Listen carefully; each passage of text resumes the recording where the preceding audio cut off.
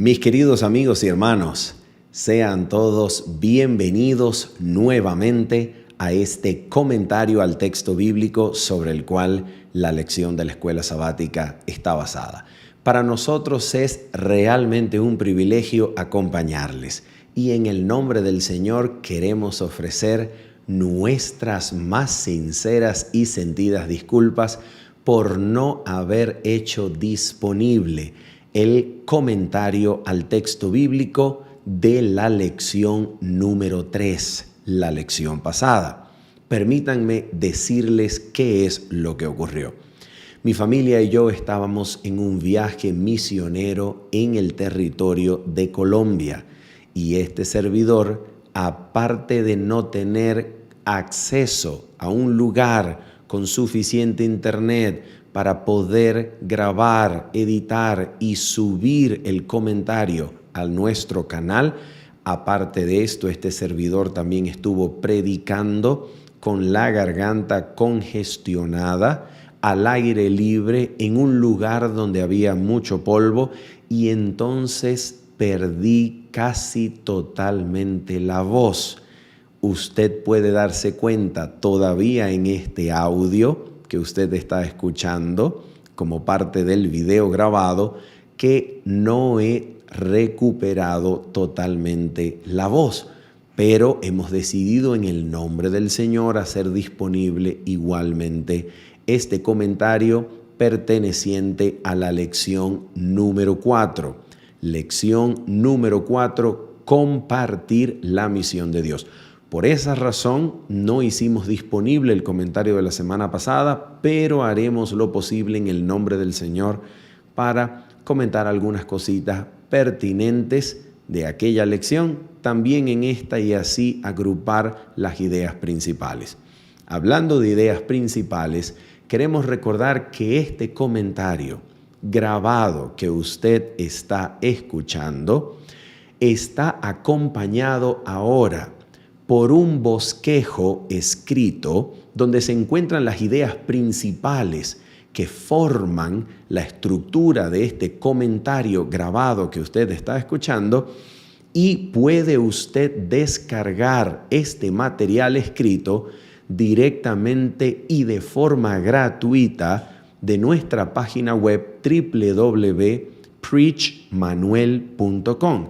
www.preachmanuel.com. El enlace será dejado en la descripción de este video para que usted solamente tenga que hacer clic y tenga acceso a descargar este bosquejo escrito con las principales ideas de este comentario, estructuradas de manera que usted pueda repasar, compartir, y así, bien sea que usted sea un estudiante de la escuela sabática o un maestro de la escuela sabática, usted tenga estas ideas principales de manera escrita en sus manos para poder compartirla. Habiendo dicho esto, entonces queremos orar para compartir, para comentar y profundizar en el texto bíblico pertinente a la lección número 4 de esta presente trimestre, que se titula La misión de Dios, mi misión. Vamos entonces a orar y comenzamos con este comentario. Oramos. Nuestro Padre bendito y santo, en el nombre preciosísimo de Jesucristo nuestro Señor, nombre bueno y suficiente, nosotros queremos, Señor, entrar en audiencia santa delante de tu trono, amparados en los méritos de Cristo, sabiendo que en Cristo, Señor, tenemos respuesta a nuestras oraciones, y en su nombre bendito pedimos que nuestras miradas sean elevadas a pesar de nuestros defectos y podamos contemplar a Cristo y su carácter de gloria en la hermosura de su santidad en el texto bíblico, para así ser transformados de gloria en gloria por medio de tu Espíritu, Señor. Te pedimos, Señor, que nos instruyas, que nos hables en el nombre precioso y santo de Cristo Jesús. Amén y amén. Muy bien, mis amigos, Vamos entonces a comenzar por Génesis capítulo número 12. ¿Por qué razón vamos a comenzar por Génesis capítulo número 12? Porque aquí se encuentra la clave de la principal enseñanza que Dios quería mostrarle, enseñarle, instruirle a su siervo Abraham. ¿Qué era aquello que Dios quería desarrollar en Abraham? La historia de Abraham es una historia riquísima en detalles, riquísima en lecciones espirituales para nosotros que somos de la fe de Jesús, que creemos en aquel que fue resucitado de los muertos, a la semejanza de Abraham, que creyó en aquel que resucita a los muertos y llama las cosas que no son como si fuesen. Nosotros, por tanto, participamos del mismo tipo de fe de Abraham para ser así justificados en Cristo como lo fue el patriarca Abraham. Si nosotros participamos de la misma fe, del mismo tipo de fe de Abraham, ¿qué era lo que Dios quería que Abraham creyese? ¿Qué era lo que Dios buscaba en Abraham, su siervo? ¿Cuál era la lección más importante que Dios quería enseñarle a él, a Abraham, para que él aprendiese a creer en Dios según esa lección, de manera que nosotros podamos participar también de la misma fe, aprendiendo y siendo instruidos por Dios de la misma forma en que lo fue Abraham? La clave se encuentra en Génesis capítulo número 12.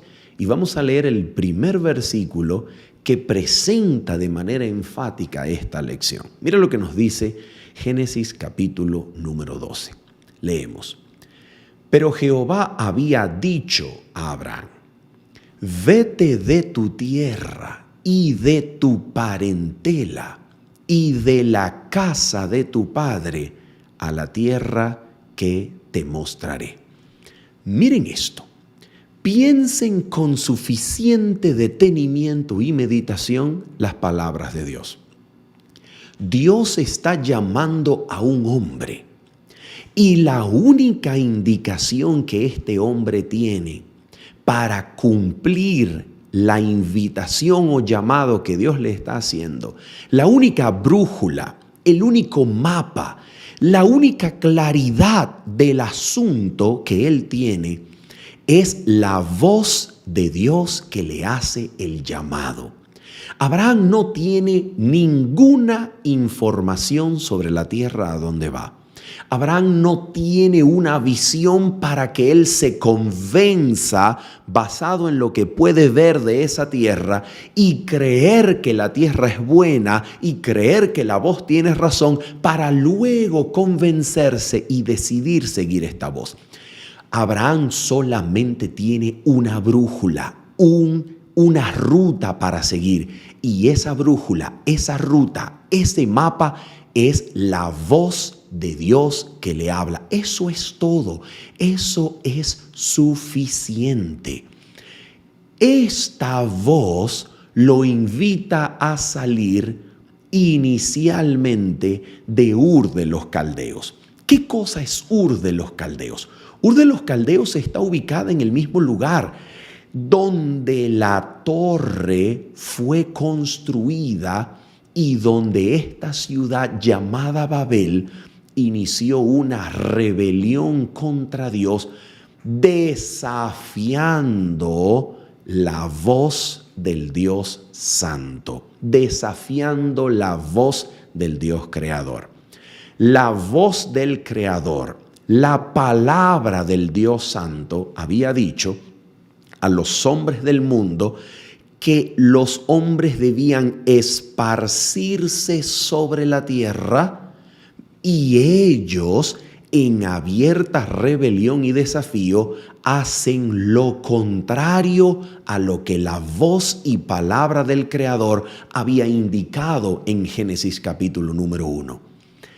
¿De dónde está llamando Dios a Abraham a salir? De una ciudad, atención, de un lugar en donde lo común es el desafío a la voz del Creador, a la palabra del Creador, para afirmar, para construir en su lugar una completa dependencia del poder y autoridad humanas. En otras palabras, Dios está llamando a Abraham para que salga en pro de esa voz, a seguir esa voz y no las garantías, las autoridades, las certezas humanas. Dios está llamando a Abraham a salir del lugar en donde la confianza en el elemento humano, la confianza en el yo, la confianza en el hombre, la voz del hombre, la autoridad del hombre, la opinión del hombre, las garantías del hombre, las promesas del hombre reinan, a un modo de vida en donde solo la voz del Creador dicta la ruta, señala el camino, y esa palabra es suficiente. Esa palabra está por encima de las garantías, promesas y certezas humanas, por encima de la autoridad humana, por encima del razonamiento humano. Esa palabra es suficiente, y en vez de preguntar cómo es la tierra, Abraham solo deberá seguir esa voz. ¿Qué cosa es eso, mis amigos? Y si nosotros seguimos leyendo Génesis 12, vamos a ver que el propósito de Dios es hacer de Abraham una nación grande. Pero en el momento, Abraham es estéril. En otras palabras, no ha tenido hijos. No se sabe si Abraham es estéril, si Sara es estéril. Él no sabe, no tiene esas certezas, pero no tiene hijos, no tiene descendencia aún. Entonces Dios está llamando a un hombre y dice de él que va a ser una gran nación y que va a bendecir a todas las familias de la tierra en él, pero este hombre en el momento de su llamado está sin hijos. Este hombre de quien Dios promete hacer una gran nación no tiene tierra, porque la orden de la voz del Creador, de la palabra del Creador, lo único que le ha dicho es: vete de tu tierra y de tu parentela. Así que este hombre aparentemente que está cortando todo lazo humano y no tiene aún descendencia, de este hombre Dios piensa sacar una gran nación. Sin tierra, sin descendencia, Dios sacará una gran nación, una descendencia en donde todas las familias de la tierra serán bendecidas. La pregunta es, ¿qué cosa es lo que Dios está buscando enseñar? ¿Qué cosa es? ¿Cuál es la lección principal?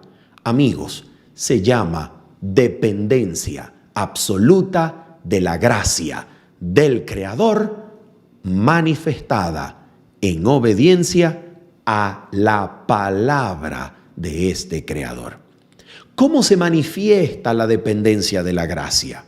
Solamente siguiendo la voz del Creador. Abraham no sabe a dónde va, pero él va a seguir la voz del Creador. Abraham no tiene certezas, ¿por qué? Porque está cortando toda relación de parentesco, pero él va a seguir la voz del Creador. Abraham no tiene la seguridad de las abundancias de la tierra que provee Mesopotamia, el lugar desde donde el cual está saliendo, una llanura en medio de dos ríos que se bifurcan para hacer un territorio totalmente fértil, donde los plantíos y las cosechas se hacen al nivel del río.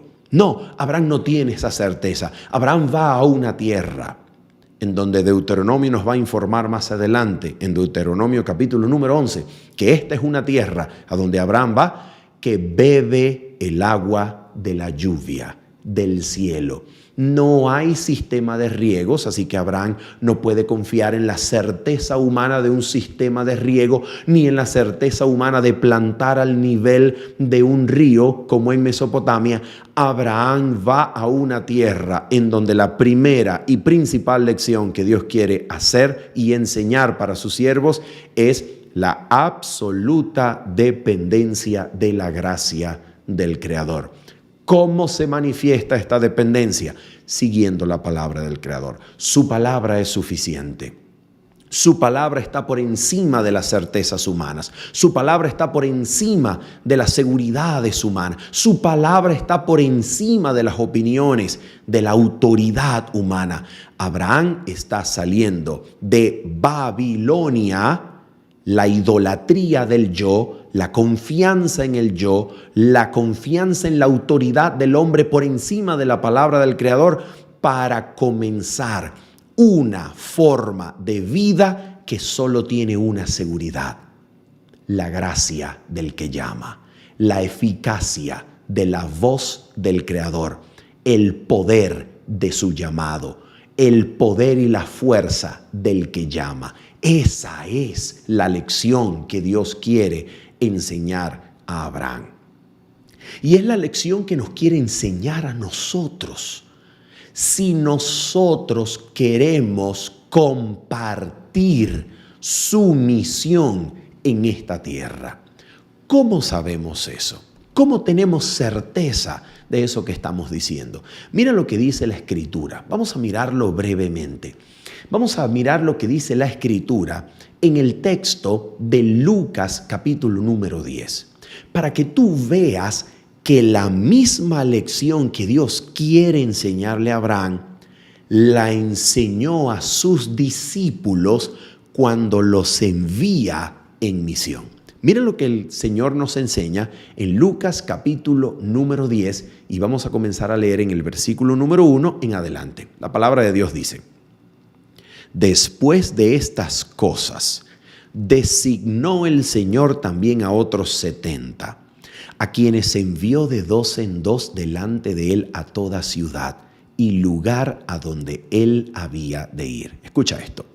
Y les decía: la mies a la verdad es mucha, mas los obreros pocos.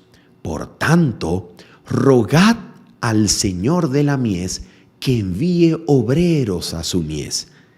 Id, he aquí yo os envío como corderos en medio de lobos. Ahora escucha esto, versículo número 4. Aquí está el texto y vamos a resaltarlo para destacarlo en pantalla. Dice así, escucha esto.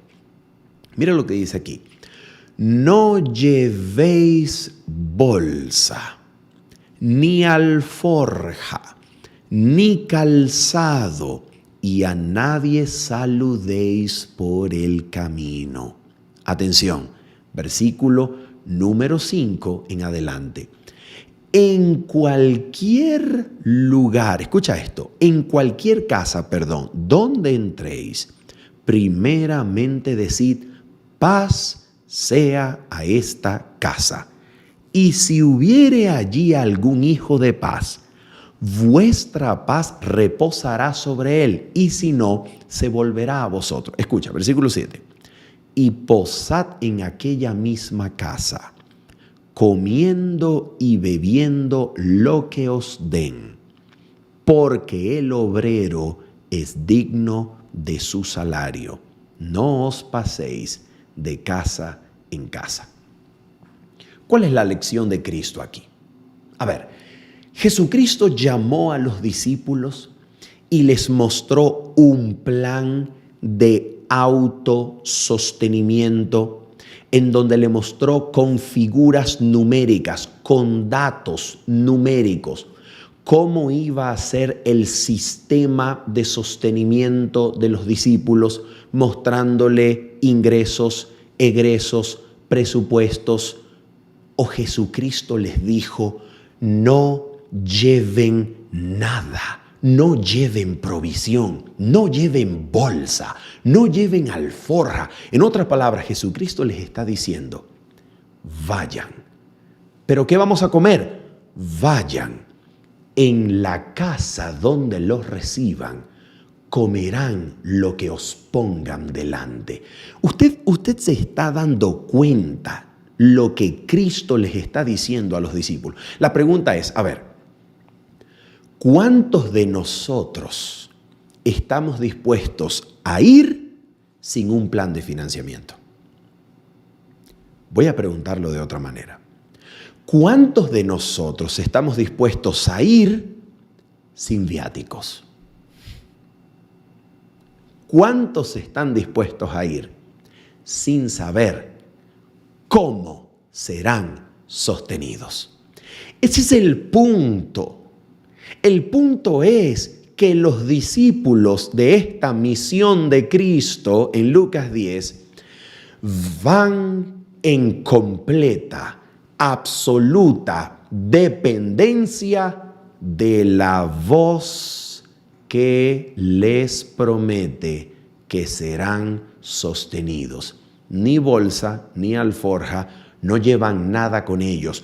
No hacen provisión para sí por mandato de Cristo, sino una completa dependencia de la voz que los instruye y que les proveerá en el camino. Yendo, recibirán provisión. No la llevan consigo. ¿Cuál es la lección que Cristo está queriendo enseñar a los discípulos? ¿Qué es lo que los discípulos han de aprender aquí de su maestro? Dependencia, absoluta dependencia. Y esa es la primera lección que Dios le quiso enseñar a Abraham. Esta completa dependencia, esta absoluta entrega a la gracia, para que la gracia haga por medio de la palabra del Creador lo que la gracia quiera hacer con nosotros. Esta completa entrega, esta absoluta confianza en la voz del que llama, la eficacia del Dios que promete, es la primera lección de un discípulo para ir a compartir la misión del Señor. Esto es tan, pero tan importante. Ahora la pregunta es, ¿qué es lo que vemos en Abraham? Posteriormente entonces vemos en Abraham un carácter que se pone en armonía con el Dios del cielo. El Dios del cielo estaba transformando a este hombre. Y el carácter, las gracias que adornan el carácter se van a reflejar aquí en Abraham. ¿Dónde lo vemos? Génesis capítulo número 18. Vamos a mirar lo que nos dice la palabra del Señor. La Biblia dice así: Después le apareció Jehová en el encinar de Mamre, estando él sentado a la puerta de su tienda en el calor del día.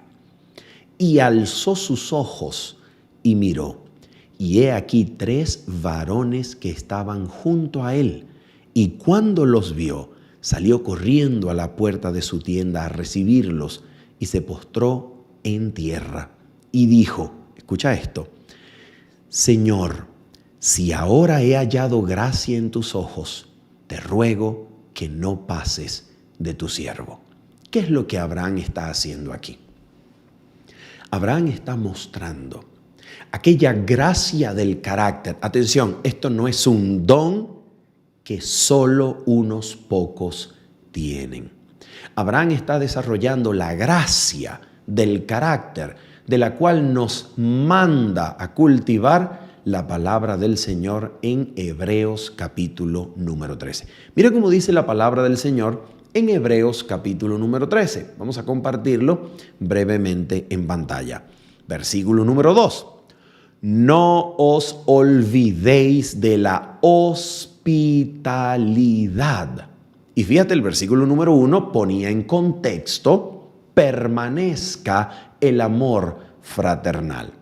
Esta hospitalidad, dice el texto número 2, que por ella algunos sin saberlo hospedaron ángeles. ¿Qué es lo que sucede en el caso de Abraham? Abraham corre a servir. Está sentado a la puerta de su tienda durante el calor del día. Abraham no está descansando de manera como holgazán en sencillamente la pereza de el calor del día. No, Abraham está ansiando servir. Abraham está esperando una oportunidad de servir. Este era un hombre que manifiesta aquí una gracia del carácter que solamente proviene del genuino amor de Cristo. La disposición al servicio, la disposición a aliviar alguna carga. Abraham obviamente no conoce a estas personas. Estas personas son extranjeros, son forasteros, son advenedizos que van pasando por el camino, pero él quiere servirles. Sin saber, como dice Hebreos capítulo número 13, sin saber que se trata de ángeles y en primer lugar, o de manera más importante, el ángel de Jehová, por medio del cual Jehová mismo hablará con el patriarca. Sin saberlo, Abraham ejercita el don de la hospitalidad. Como dijimos, esto no es un don que algunos tienen y otros no. Como por ejemplo, yo no quiero recibir en mi casa ni servir a nadie porque es que yo no tengo el don de la hospitalidad. No, esto es una gracia del carácter. Y si uno no la ejerce, uno debería pedirla, porque Dios anhela que nosotros sirvamos así al advenedizo. Dios anhela que sus siervos manifiesten deseos, manifiesten intención de servir. Ahora bien, escucha esto. Lo que ahora va a acontecer en el relato de Abraham con estos tres varones es que estos tres varones se disponen a ir a Sodoma. Y entonces la historia bíblica nos dice lo siguiente. Génesis capítulo número 18 y vamos a comenzar a leer en el versículo número 16. Dice la palabra del Señor así. Y los varones se levantaron de allí y miraron hacia Sodoma y Abraham iba con ellos acompañándolos. Y Jehová dijo, ¿encubriré yo a Abraham lo que voy a hacer? Habiendo de ser Abraham una nación grande y fuerte, y habiendo de ser benditas en él todas las naciones de la tierra. Sigue diciendo el texto. Atención. Versículo número 20. Entonces Jehová le dijo, por cuanto el clamor contra Sodoma y Gomorra se aumenta más y más, y el pecado de ellos se ha agravado en extremo, descenderé ahora y veré si han consumado su obra según el clamor que ha venido hasta mí. Y si no, lo sabré. Vamos a parar un momento aquí para comentar algo sobre este texto. ¿Qué atributo del carácter divino se manifiesta en esta lectura? Atención. Dios no hace nada contra la ciudad sin antes hacer un juicio de ella. Pregunta. Si quien va a ver lo que ocurre en Sodoma es el Dios mismo, el Dios del cielo, ¿acaso no sabrá él de antemano lo que ya ocurría en Sodoma? ¿Qué cosa está haciendo Dios yendo a Sodoma para comprobar si el clamor que ha venido hasta él es ciertamente así? ¿Qué está haciendo Dios? Dios obviamente está haciendo juicio público de Sodoma. ¿Público ante quién? Ante los ángeles, ante las inteligencias celestiales. Dios no hace nada contra Sodoma sin antes enjuiciar públicamente delante de las inteligencias celestiales que el clamor de Sodoma o contra Sodoma ha consumado su tiempo de gracia. Dios no hace nada sin antes enjuiciar. Y esto es maravilloso. Dios no tendría necesariamente que dar explicación a nadie, porque Él es Dios, no tiene a nadie por encima. ¿A quién le va a rendir cuentas si es el creador de los cielos y la tierra? Sin embargo, Él ha querido darse a conocer como un Dios que presenta razones públicas en juicio antes de efectuar cualquier acción.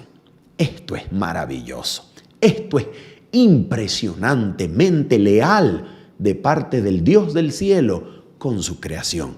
Él es leal, Él es justo, Él es fiel y por eso lleva juicio público para presentar sus razones antes de cualquiera de sus acciones. En este contexto de un Dios que exhibe su carácter de justicia, se da el diálogo entre Dios y Abraham. Atención, dice así. Y se apartaron, versículo número 22, y se apartaron de allí los varones y fueron hacia Sodoma, pero Abraham estaba aún delante de Jehová.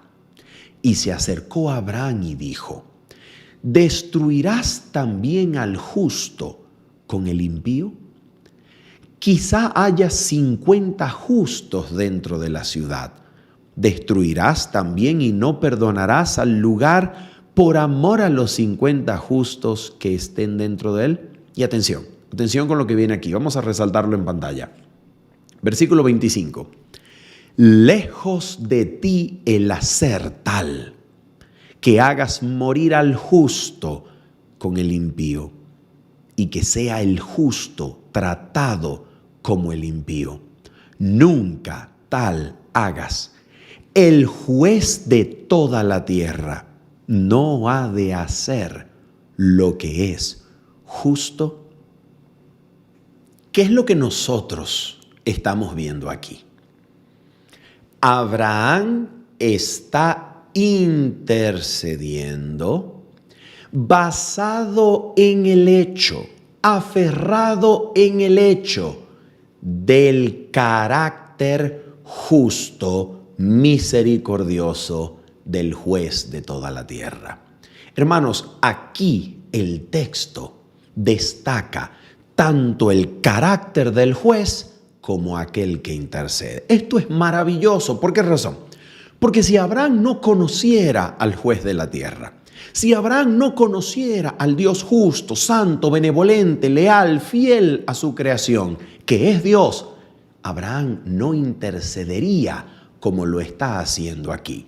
La razón para interceder es el conocimiento certero del carácter bueno y justo del juez de toda la tierra. Y esto es maravilloso. ¿Por qué razón? Porque nosotros que tenemos la necesidad espiritual de interceder por otros cuando estamos compartiendo la misión de Dios, nosotros que oramos por otros, que pedimos a Dios por la salvación de los otros, ¿qué cosa debemos siempre recordar? Debemos recordar el carácter del Dios a quien le estamos pidiendo la salvación de los otros. ¿Por qué razón? Porque este Dios no es un Dios que está en su trono con brazos cruzados y su semblante airado, iracundo, esperando que alguien venga a rogarle desde el mundo de los hombres y les ruega y les ruega y les ruega a ver si se digna después de mucho peregrinaje, sufrimiento y laceraciones a dar una gotita de gracia por aquellos por quien se les pide. No, este Dios no es así. Yo quiero compartir con ustedes una cita de un tratado extraordinario donde se resume la salvación en términos maravillosos, en términos insuperables. Este tratado se llama El Camino a Cristo. En su capítulo número 3, que es acerca del arrepentimiento, que en español se titula Un poder maravilloso que convence. En este tratado, El Camino a Cristo, la mensajera del Señor dice así, comenzando en la página número 27. Mira por favor con atención lo que es necesario recordar del carácter santo de Dios cuando intercedemos y oramos por la salvación de otros. Mira lo que dice aquí. Atención. Leamos. Es verdad que a veces los hombres se avergüenzan de sus caminos pecaminosos y abandonan algunos de sus malos hábitos antes de darse cuenta de que son atraídos a Cristo. Atención con esto. Dice así. Pero siempre que, animados de un sincero deseo de hacer el bien, hacen un esfuerzo por reformarse, es el poder de Cristo el que los está atrayendo.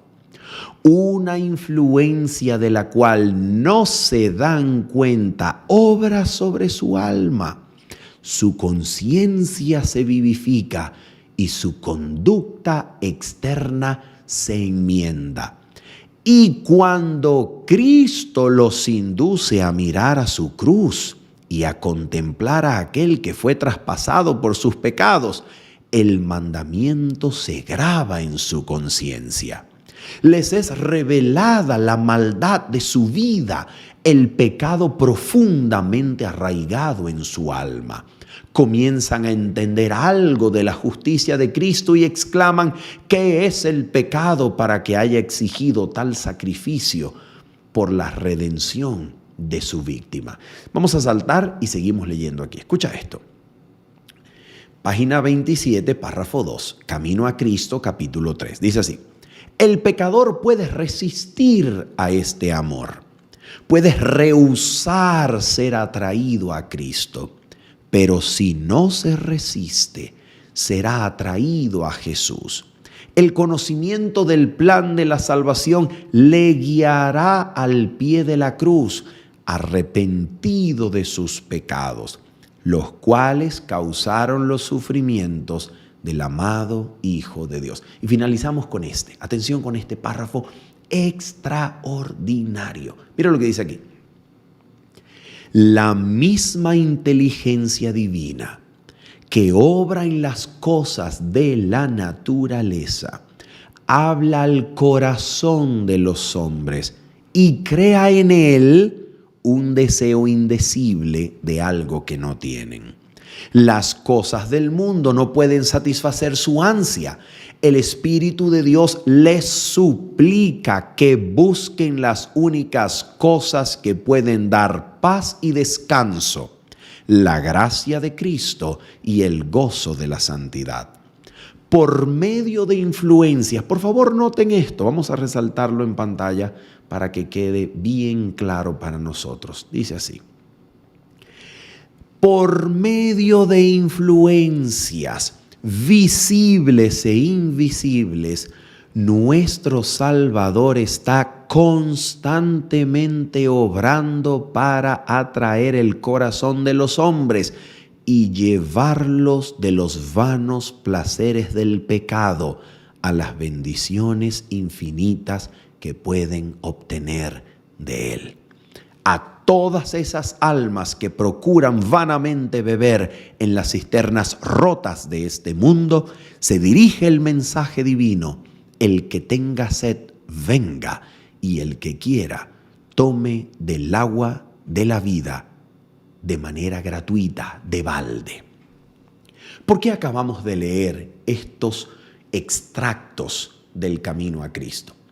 Los leímos con la intención de que usted pueda darse cuenta que cuando usted ora por la salvación de alguien, no es allí que comienza el proceso de Dios por atraer a esta alma hacia Cristo y su justicia. No. La misma inteligencia que obra en las cosas de la naturaleza, la misma inteligencia divina que obra en las cosas de la naturaleza, opera, influye en los corazones de los hombres, buscando atraerlos constantemente a Cristo. El pecador puede resistirse a esta atracción.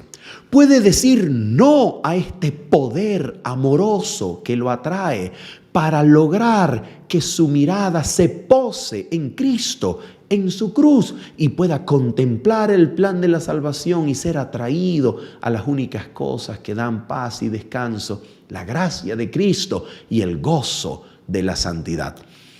De manera que cuando usted y yo oramos por la salvación de otros, lejos de iniciar así el proceso, lo que nosotros tenemos que orar es para que esas almas cedan ante el poder amoroso de Dios que está constantemente queriéndolos atraer a Cristo.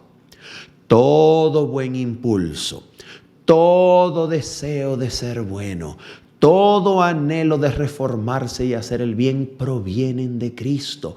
Aún de manera inconsciente, el pecador puede hoy estar siendo influenciado por el Espíritu para poner sus pasos en dirección a Cristo. Cristo está atrayendo a todo pecador. Cristo es la luz que alumbra a todo hombre. Así que cuando nosotros intercedemos, oramos a Dios para que Dios salve a alguien, ¿qué es lo que estamos haciendo en realidad? Estamos nosotros, atención, poniéndonos en armonía con el anhelo divino de salvar. Y estamos pidiéndole a Dios que ese libre albedrío, que tiene que ser entregado, que tiene que ceder, que tiene que decir sí, que tiene que no oponerse o resistirse ante esta gracia o poder de atracción de Cristo que atrae al pecador, pueda entonces ese libre albedrío ceder, ser entregado, y así las almas puedan ser atraídas a Cristo, para que el conocimiento del plan de la salvación produzca en ellos un poder subyugador que subyugue, que someta la voluntad, los deseos, las pasiones, más y más a Cristo. Eso es aquello en lo que consiste interceder, orar. Y mis amigos, mis hermanos, esto es el conocimiento del carácter de Dios que motiva, que ayuda, que empuja, que constriñe e impulsa a sus siervos a orar por la conversión de las almas. ¿Por qué? Porque nosotros sabemos que Dios es bueno.